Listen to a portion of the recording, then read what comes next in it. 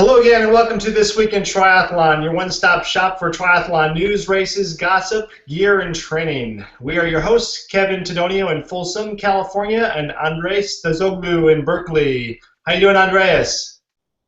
I'm doing well, Kevin. Thanks. Enjoying the post-Super Bowl madness, I guess. But things are good. How are you doing? I'm doing well. I'm probably doing a lot better than Peyton Manning is this morning. That's for sure. But anyways, it's February 3rd. We got quite a bit to actually talk about for the first week in February in triathlon. We're going to discuss today, just briefly, we're going to touch upon the cyclocross worlds that were held last weekend. I know it's not triathlon, but there could be some kind of crossover we're going to talk about. We're going to talk about the growing trend of sleeved triathlon suits, how fast they are, how awesome they are. They're showing up at all these races where people are winning and racing fast, and there's a lot of data about them right now. So we're going to talk about them, and I'm going to show you a couple of models that I have in front of me today. We're going to talk about the stacked field at Panama 73 coming up. We got Pedro Gomes and, God, what, 30 other awesome athletes. We're going to talk about them. But first, we're going to talk about kind of the gorilla in the room this morning. I think the only person in the world feeling worse than Peyton Manning this morning is probably the Portuguese triathlete Pedro Gomes. Andreas, what happened, man? Yeah, that was just kind of a bombshell, to be quite honest. We've I don't want to say that I know Pedro. I don't know if you do, but we've certainly communicated back and forth with him, and he's actually the person who designed our website or created our website. So we both had experience dealing with Pedro, and so yeah, I was quite shocked to learn the allegations and read about it, what allegedly happened. But just to summarize, for anybody who's not seen the story that was published on TWIT, which had a little bit of back and forth on whether it should have been published or not, but essentially the gist of it is he used a friend's credit card, or a friend at the time, his credit card, without being authorized to use it, for the tune of $10,000 to cover some equipment expenses, his $800+ WTC racing license, and to pay some of his coaching fees to Jesse of QT2, and also got into some sort of email forging, which I didn't quite understand as well, but nonetheless, not a good situation for Pedro, not good allegations, which apparently he's actually admitted to committing. Yeah, I know Pedro not very well, but yeah, like you said, he built our website for thisweekintri.com, which, by the way, if you haven't been there, go check us out. We can see Pedro's work in action. But it was sad. Obviously there's a lot of debate. There probably should have been a debate as to whether it should have been published or not. But I think there's no question, had this been an NFL player, for instance, and had you scaled this kind of dollars up to their dollars and what they're kind of used to throwing around, I think there's no doubt ESPN would jump all over that. So I think it probably deserved to be reported. I think Krebster probably Krebster's Pedro Gomez's, I think, Twitter name, Krebster, and that's kind of his moniker. But I think at some point he's got to come out and kind of hit with his version, take his time translating it from his native Portuguese to English, and because otherwise, the goodwill he has with any fans in the U.S. is largely gone. And it's unfortunate. I know, Andreas, we've talked about kind of how depraved some professional triathletes are. It's not a lucrative sport for 90% of the athletes. It's terribly expensive. And I've seen some athletes do some shady stuff, but this is sad, and I think it's I don't think many athletes would do the kind of stuff he was doing. Yeah, and like you said, we need to hear from him. We reached out to him to see if he wanted to talk about it, and he declined. But there's always, as they say, three sides to every story. We've really heard one and a half, really, because we heard from the alleging party. We've also heard from Pedro's attorney, which I believe is his girlfriend, or was his girlfriend at some point. So there's some other sides that we need to hear from, but I do agree, at some point we're going to have to need to hear from Pedro. because the allegations aren't good. And sorry, but regardless of whether you make zero money or a lot of money, there's absolutely no way to justify it. And I don't think you're trying to justify it, and I don't think you're trying to somehow tie this to the lack of how whatever the opposite of lucrative being a professional triathlete can be. But yeah, it's not good, and it's sad. Like you said, I think that's probably the best way to describe it is just to say that it's sad. And just one more thing, I can't say that I'm against Slow Twitch publishing this story. I think it comes down to one basic question, which is, had they known about these allegations and done their homework and found out what they found out, had they known all this and not published anything, I think that would have been worse, and that would have damaged your credibility as a publication in triathlon more than actually publishing it. Well put, well put. Well, we're going to leave it there, and as the world turns on This Week in Triathlon, we're going to move over to a non-tri-related activity, cyclocross. Andres, I think you probably know more about cyclocross than I do, which isn't saying much, because I know nothing about cyclocross. But, I did watch Worlds last weekend, and I was absolutely captivated by this sport. This was awesome. Yeah, it's a great sport, and I've been a huge fan of cyclocross ever since I went to Interbike for the first time, because I don't know if you know, but they have really what tends to be the first big race of the calendar year, or of the cyclocross calendar, in Las Vegas during Interbike. So ever since I've made it to my first Interbike, I've been a big fan of the sport, but nothing compares to the races in Europe. Last year they had the Worlds in Louisville, Kentucky, which sadly enough was the same weekend as the Super Bowl as it was this week. So I think a lot of people that may have traveled for it may have not, even though the two sports are not necessarily, just because you're a fan of one doesn't necessarily mean you're a fan of the other. But I think the timing just didn't work out. But nothing compares to the atmosphere that you see in Europe as you did over the weekend watching the coverage. Yeah, I as someone that's a fan of sport, endurance sport in general, and specifically being a participant and an athlete in the Ironman triathlon, people always ask about how do you get a bigger audience, how do you get bigger paydays for Ironman triathlon? Well, you got to have fans, you got people watch the race, or people get interested on some level, and cyclocross has just nailed it in terms of how they stage the race, and how the courses are set up, and how the footage is there, and how it seems like the audience, not just the audience is there, but the audience is watching it. It's just really, has a great unique vantage point for watching these races. So I would love to see, some of the organizers in triathlon. We've already talked before the show about, Xterra and some of the other adventure type racing, but on kind of this tight format racing, I think the closest thing I can think of is kind of the what was the race last year? They were held in Las Vegas in the parking lot, where it was like the short loop IT racing. Yeah, so they call those the super sprint races, the Formula One type racing events, which I've never seen one except for what's been broadcast. I've never seen one live.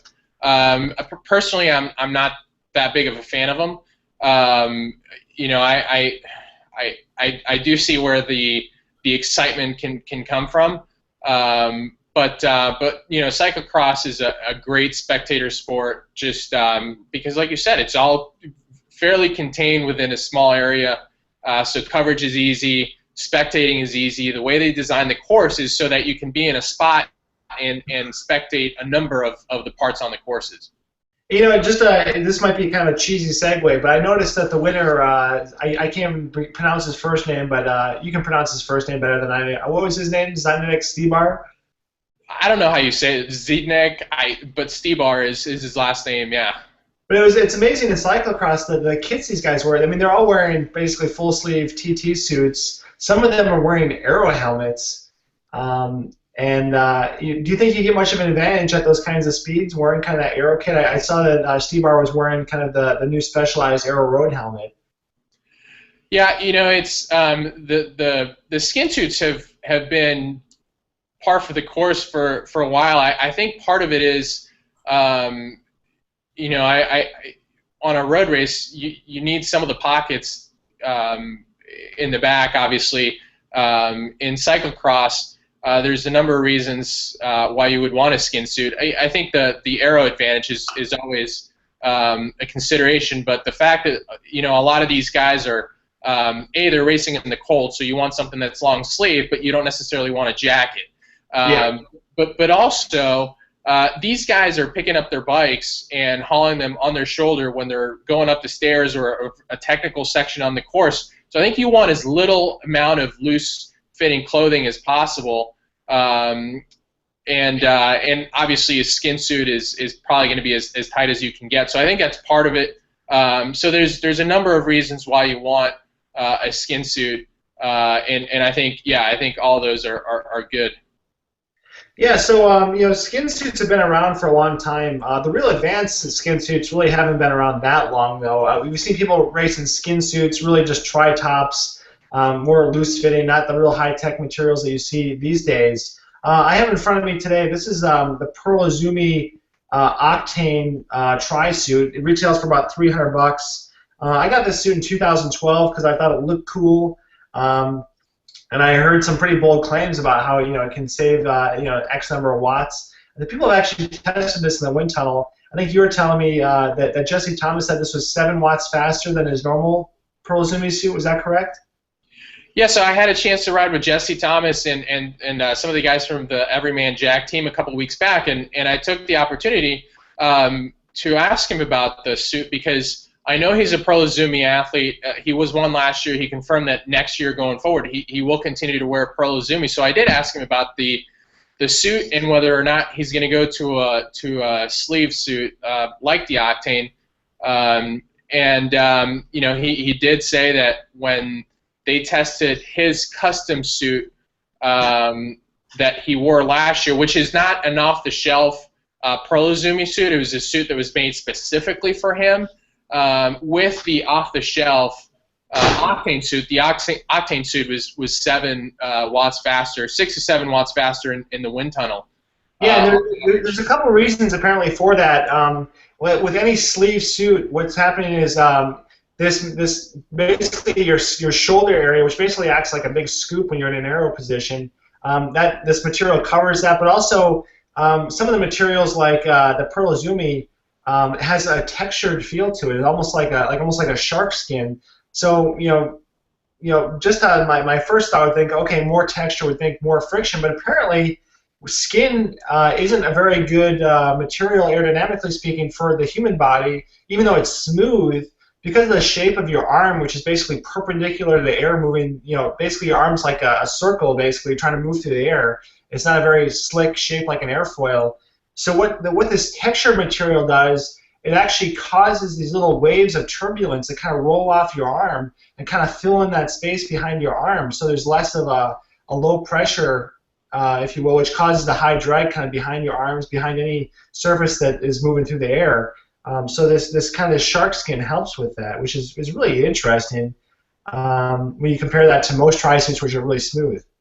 Well, actually, you know, it's interesting you say that because I remember hearing from a Louis Garneau rep that they had actually tested in the wind tunnel, and I don't have any sort of concrete data or study or anything to show about this. Just a story that I was told that if you took a cyclist's shaved leg and left a little bit of hair, like a strip of hair, running along the front part of the shin, it actually tested faster than a completely shaved leg because it disrupts the air in some sort of way that makes it get around the rest of the leg quicker. So I guess it makes sense from that point of view.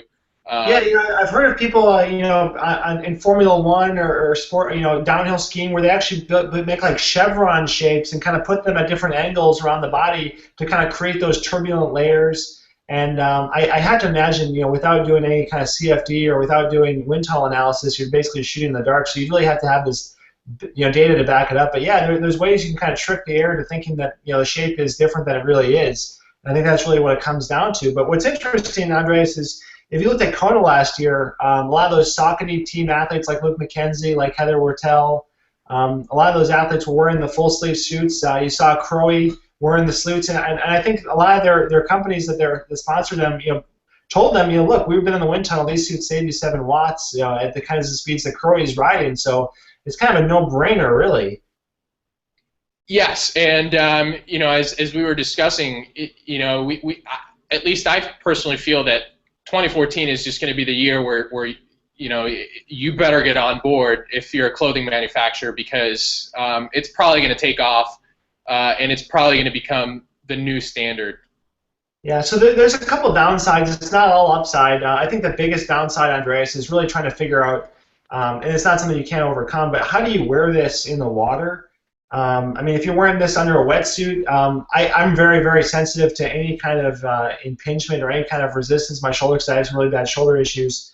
So I wouldn't want to wear anything that's under a wetsuit. In a speed suit situation or a sleeveless wetsuit situation, this just has more material. It's very tight fitting when you're wearing it, but when it does get wet, it starts to kind of like hang off you. So I wouldn't really want this on my shoulders in the swim. I know at Kona, a lot of people under their speed suit kind of had a pull down around their waist. But actually, at Challenge Roth in 2012, I wore this suit, had it pulled down, around my waist, and it was underneath my sleeveless wetsuit. But running into T1, I ran to my bike, and I was, trying to pull this suit up and over my shoulder, and it's wet and sticking to my shoulders, and I pull hard, and I try to, zip this thing together, and the zipper just split. And I mean, it split all the way down to the crotch, where, things were showing that shouldn't be showing. I basically had to raise 180K on the bike. Instead of having this nice, slick aero suit, I had basically a parachute, in front of me. And, I'm just cursing out loud, and thank God that I was in Germany, not in, in the U.S. where people, well, they probably still understood what I was saying. Most of those Germans speak English, but luckily it was in Europe. If you were exposing yourself, because that's par for the course there, and from what I understand, people just do it on the side of the road anyway. But my question to you is, is the material restrictive? Because the wetsuit there's no question that the wetsuit material is who knows how many times more restrictive. So what is an extra layer of fabric actually? I mean, how does it affect your movement that much more than a wetsuit would, or not wearing anything? I mean, it just doesn't seem like it'd be an issue at all. Yeah, maybe it's just because I'm hypersensitive to it, but I feel it. Maybe something. I mean, I'm also not a great swimmer. I have a pre-existing condition in both my shoulders, so I feel that. Do other athletes feel that? Maybe not. But we'll see how people. Obviously, people are wearing it. People last weekend, Scotty announced their new one-piece suit, which I think is based on some Nike technology that's about 10 years old. But we saw, you sent me some pictures of, was it the winner or the runner-up at Challenge Melbourne? Both, actually. The winner and the runner-up were wearing the same suit. And Scotty is a sponsor of Challenge Melbourne, but nonetheless, that doesn't mean anything. It's just I think it's just a little bit of a coincidence, and good PR for them, and good advertising for them. But it was sort of I did it for a couple of reasons. Because I think when you posted the actual suit, you seemed to dismiss it because it was based on research that was 10 years old. But they're smart. I mean, not every clothing manufacturer is actually coming up with a suit this year. We've seen Castelli, maybe they've talked about something, but nothing's on their website. Champion Systems is the only other one that I know of. But 10 years or not, they're just kind of taking advantage of it and running with it. Well, get this. I know being a Santini athlete last year, and hopefully going forward, I know they're working on a similar product, and they actually sent me a prototype. I'm not sure if I should be showing our audience this or not. So let's say this is an unnamed tri-suit. This is actually a tri-suit with legs. And why stop at the upper arm? Why not have the whole arm? Really, I've heard that anything that's more perpendicular, like your arms, upper arms are going to cause more resistance, obviously, than your arms, which are parallel to the air. But the thing about your leg is mostly perpendicular there during the entire pedal stroke for the most part. Just imagine how much faster you'd be with some dimples on your legs. Who knows where this is going? Well, and that actually begs the question, and this is a topic that came up when I was talking to Jesse when we were riding and talking about the longer sleeve tri-suits, is does wearing calf compression then become advantageous in terms of aerodynamics? Because the saying is skin is slow. So does wearing calf compression actually aid in terms of aerodynamics on the bike? It's interesting question. I'm sure people have tested it in the wind tunnel, and it ultimately, I think, comes down to the time you spend putting these clothing on, these pieces of clothing on, versus the time that you save or gain out on the bike or on the run.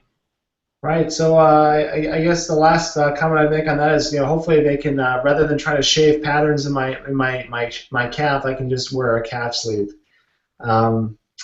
So anyways, real quick about Challenge Melbourne, Annabelle Luxford starting off the year strong, real strong with a win there. Tim Burkle on the men's side. Don't want to get too deep into the details of that race, but good on them, as they say down in Australia. Good on them. Yeah, a race that was super hot, and the course didn't seem terribly exciting. It was a 3-loop, just kind of like Ironman Arizona, out and back bike. Out and back run, 3 loops. So kind of boring, but looked like it was popular. It sold out, and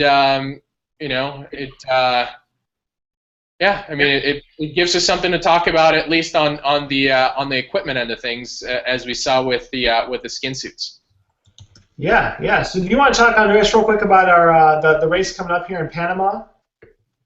Yeah, I mean, I had looked at the start list, and I was like, holy crap. I mean, there seems to be a lot of firepower. I emailed you the link, and you're like, hey, there's a lot of points and a pretty decent amount of money at stake. But the kickoff to the season, to the true season, we used to consider was Oceanside. That's where you used to see a lot of the main players, if you want to call them that. But Panama, that's got to be it, at least this year. Yeah, definitely, and obviously it's I think the Latin American 70.3 championship, so it's big points. That's why you're seeing the big names show up there. It's actually a pretty interesting course. I don't care for Panama City. It's really an up-and-coming city that has not up or came yet. It's just on its way up. So the swim is actually pretty cool because you're swimming basically coming out of the Panama Canal. Normally the race starts basically as the tide's going out, so you see some really fast swim times. So guys like Trevor Wertel will be racing. That gap in the swim won't be as big as it usually is for him. But that being said, having a pack on this course will help a lot. It can be pretty windy out on the bike course. The bike course is actually pretty tough and rolling. And once you get to the run, it's dead flat, not one single roller on that entire run course, but is extremely exposed to the heat and elements. So this is going to be a really hot course, and we'll see who perseveres. I'm really interested because obviously Javier Gomez is racing, and he dominated his only 70.3 performance thus far, which was, I think, Challenge Barcelona. But you're going to have guys like Andrew Starkowicz. He's racing. He's on the start list, and he's not an ITU guy.